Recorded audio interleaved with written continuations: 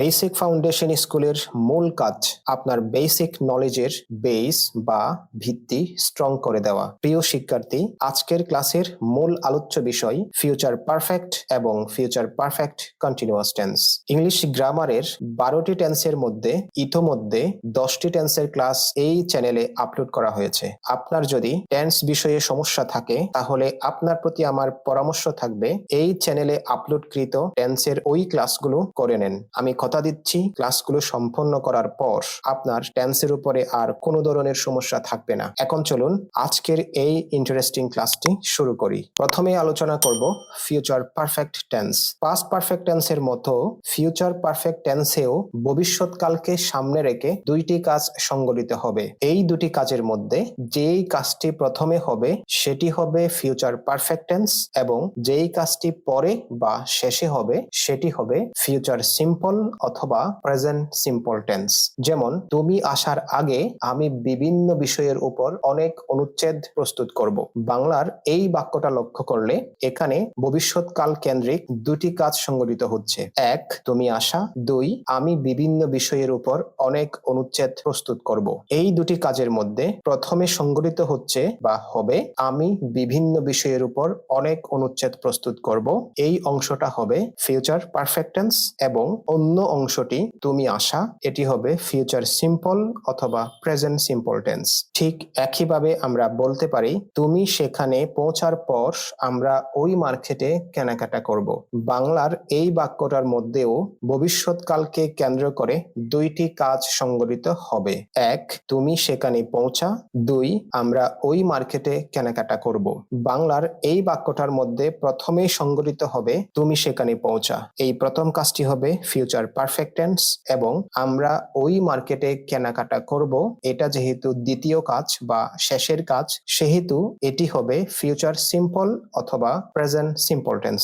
বাংলার এই দুটি বাক্যকে ইংলিশে ট্রান্সলেশন করার জন্য আমাদেরকে ফিউচার পারফেক্ট টেন্সের স্ট্রাকচার জানতে হবে।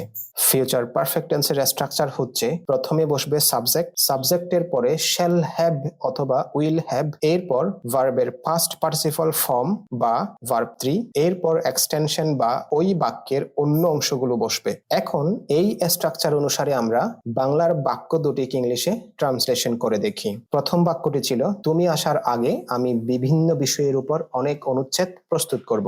বলেছিলাম এই বাক্যটার মধ্যে প্রথম কাজটি হবে আমি বিভিন্ন বিষয়ের উপর অনেক অনুচ্ছেদ প্রস্তুত করব। ফিউচার পারফেক্ট টেন্সের স্ট্রাকচার অনুসারে এই সেন্টেন্সটি হবে I will have prepared many articles on different topics. লক্ষ্য করুন এখানে স্ট্রাকচার অনুসারে প্রথমে বসেছে সাবজেক্ট আই এবং সাবজেক্টের পরে অক্সিলারি ভার্ব হিসেবে বসেছে উইল হ্যাভ, এরপর ভার্বের বেস ফর্ম আকারে বসেছে ভার্ব 3 প্রিপেয়ার্ড, তারপর এক্সটেনশন বা বাকি অংশ many articles on different topics. এই অংশটা কমপ্লিট করার পর আমরা দ্বিতীয় অংশের কাজটা করব। দ্বিতীয় অংশ ছিল তুমি আসা। লক্ষ্য করুন মাঝখানে একটা কনজাংশন বা সংযোজক অব্যয় আছে আগে। এই আগে শব্দটার ইংলিশ হচ্ছে বিফোর। বিফোর এর পরে আমরা বাকি অংশটা বসালে হয় ইউ উইল কাম অথবা ইউ কাম। এখানে ফিউচার সিম্পল টেন্সের স্ট্রাকচার অনুসারে হয়েছে সাবজেক্ট হিসেবে ইউ, এরপর অক্সিলারি ভার্ব হিসেবে উইল, উইলের পরে ভার্বের বেস ফর্ম আকারে ভার্ব 1 বা ভার্বের প্রেজেন্ট ফর্ম, আর প্রেজেন্ট সিম্পল টেন্সের স্ট্রাকচার অনুসারে হয়েছে ইউ কাম। দ্বিতীয় বাক্যটি ছিল তুমি সেখানে পৌঁছার পর আমরা ওই মার্কেটে কেনাকাটা করব। এই বাক্যটার প্রথম কাজ ছিল তুমি সেখানে পৌঁছা, এটি হলো ফিউচার পারফেক্ট টেন্স। যেমন ইউ উইল হ্যাভ রিচড দেয়ার, এবং অন্য অংশটি হবে ফিউচার সিম্পল অথবা প্রেজেন্ট সিম্পল টেন্স। যেমন আমরা বলতে পারি we shall shop in that market. এই দুটি বাক্যকে আফটার নামক এই কনজাংশনটি সংযুক্ত করেছে। আমরা জানি আফটারের পরে বা ডান পাশে বসে ফিউচার পারফেক্ট টেন্স। বুঝতে পেরেছেন? এখন দেখা যাক আপনি কতটুকু বুঝতে পেরেছেন। যদি সত্যিকার অর্থে বুঝে থাকেন তাহলে সে এখানে আসার আগে আহসান কফি শপে যাবে। বাংলার এই বাক্যটার ইংলিশ আপনি কমেন্ট বক্সে আমাকে লিখে দেখান, দেখা যাক আপনি পেরেছেন কিনা। এখন আমরা শিখব ফিউচার পারফেক্ট কন্টিনিউয়াস টেন্স। খুব সহজ একটি টেন্স।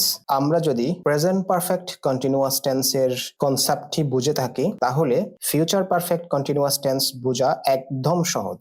যদি ভবিষ্যৎ ভবিষ্যৎকালে কোনো কাজ আমরা আগে থেকে শুরু করে অনেকক্ষণ পর্যন্ত চালাতে থাকবো এইরকম মনের ভাব প্রকাশ পাই, তখন সেটা হবে ফিউচার পারফেক্ট কন্টিনিউয়াস টেন্স। যেমন আমরা বলতে পারি আগামীকাল সন্ধ্যা থেকে আমি উপন্যাসটি পড়তে থাকবো। লক্ষ্য করুন, আগামীকাল সন্ধ্যার সময় থেকে আমি উপন্যাসটি পড়া শুরু করব এবং এটা পড়াটা চালাতে থাকবো। অর্থাৎ কাজটি সন্ধ্যা থেকে শুরু করে আমরা উপন্যাসটি দীর্ঘক্ষণ সময় পর্যন্ত পড়তে থাকবো। ঠিক একইভাবে বলতে পারি আমরা বিকেল থেকে ফুটবল খেলতে থাকবো। তাহলে আমাদের ফুটবল খেলার কাজটি হবে বিকেল বেলা থেকে এবং আমরা দীর্ঘক্ষণ পর্যন্ত এই খেলার কাজটি চালাতে থাকবো। তাহলে ভবিষ্যৎকালকে কেন্দ্র করে আমরা কোনো কাজ যদি আগে থেকে শুরু করে অনেকক্ষণ পর্যন্ত চালানোর ব্যাপারে সিদ্ধান্ত নিয়ে থাকি, তখন সেটা হবে ফিউচার পারফেক্ট কন্টিনিউয়াস টেন্স। ইংলিশের এই টেন্স কেন্দ্রিক বাংলার বাক্যগুলোকে আপনি যদি ট্রান্সলেশন করতে চান,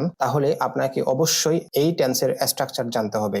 স্ট্রাকচার অনুসারে আমরা প্রথমে বসাবো সাবজেক্ট, সাবজেক্টের পরে বসাবো শ্যাল হ্যাভ বিন অথবা উইল হ্যাভ বিন। আগেই বলেছিলাম কন্টিনিউয়াস টেন্স মানে ভার্ব প্লাস আইএনজি, অর্থাৎ কোনো টেন্স যদি শুধু কন্টিনিউয়াস টেন্স হোক কিংবা পারফেক্ট কন্টিনিউয়াস টেন্স হলে আমরা অবশ্যই সেই ক্ষেত্রে ভার্বের সাথে আইএনজি যুক্ত করব। তাহলে এই টেন্সের স্ট্রাকচার অনুসারে আমরা বাংলার বাক্যগুলোকে ইংলিশে ট্রান্সলেশন করে দেখি। আমাদের প্রথম বাক্যটি ছিল আগামীকাল সন্ধ্যা থেকে আমি উপন্যাসটি পড়তে থাকব।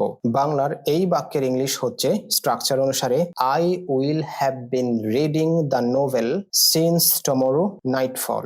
লক্ষ্য করুন, এখানে সাবজেক্ট হিসেবে বসেছে আই, সাবজেক্টের পরে অক্সিলারি ভার্ব হিসেবে বসেছে উইল হ্যাভ বিন এবং আইএনজি যুক্ত ভার্ব হিসেবে বসেছে রিডিং, এরপর বাকি অংশ। আমাদের দ্বিতীয় বাক্যটি ছিল আমরা বিকেল থেকে ফুটবল খেলতে থাকবো। এটার ইংলিশ হচ্ছে we shall have been playing football since afternoon. ঠিক একইভাবে এখানে সাবজেক্ট হিসেবে বসেছে উই, সাবজেক্টের পরে অক্সিলারি ভার্ব হিসেবে বসেছে শ্যাল হ্যাভ বিন, এরপর আইএনজি যুক্ত ভার্ব হিসেবে বসেছে প্লেইং, তারপর বাকি অংশ। আশা করছি ঠিক এইভাবে ফিউচার পারফেক্ট কন্টিনিউয়াস টেন্স কেন্দ্রিক বাংলার বাক্যগুলোকে আপনারা ইংলিশে ট্রান্সলেশন করতে পারবেন। প্রিয় শিক্ষার্থী, আমরা ক্লাসের একদম শেষ পর্যায়ে চলে এসেছি। ক্লাসটি যদি আপনার ভালো লাগে তাহলে অবশ্যই ভিডিওটিতে একটি লাইক দিবেন এবং চ্যানেলটি সাবস্ক্রাইব করে পাশে থাকা বেল আইকনটি ক্লিক করে দিবেন, যাতে পরবর্তী ক্লাসগুলো আপলোড করার সাথে সাথে আপনার কাছে পৌঁছে যায়। ভালো থাকবেন, পরবর্তী ক্লাসে আবার কথা হবে। আল্লাহ হাফেজ।